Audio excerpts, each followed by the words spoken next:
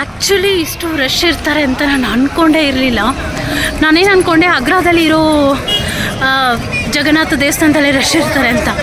But ಇಷ್ಟು rush, ಓ ಮೈ god, ರಥ ಎಳೀತಿದ್ದಾರೆ. ನನಗೆ ಚಾನ್ಸ್ ಸಿಗುತ್ತೆ ಮೋಸ್ಟ್ಲಿ ನಾನು ರಥ ಎಳಿಯೋಕ್ಕೆ ಅನಿಸುತ್ತೆ.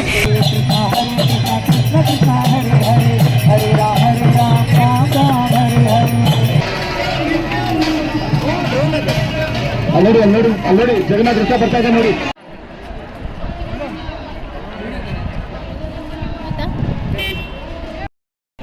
ನನಗಂತೂ ಎಷ್ಟು ಖುಷಿ ಆಗ್ತದೆ ಅಂತಂದರೆ, ನನಗೆ ಕೃಷ್ಣದು ಮತ್ತು ಸುಭದ್ರೆದು ಪ್ರಸಾದ ಸಿಕ್ತು ಆ್ಯಂಡ್ ಸಖತ್ ಹ್ಯಾಪಿಯಾಗಿದ್ದೀನಿ.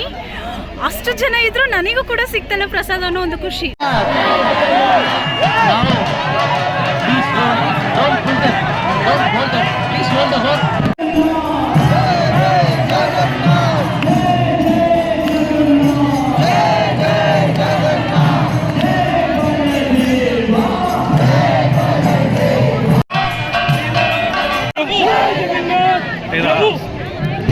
ಇಟ್ಕೋ ಇಲ್ಲಿ ಬಾ, ನನ್ನ ಕೈ ಹತ್ರ ಬಾ.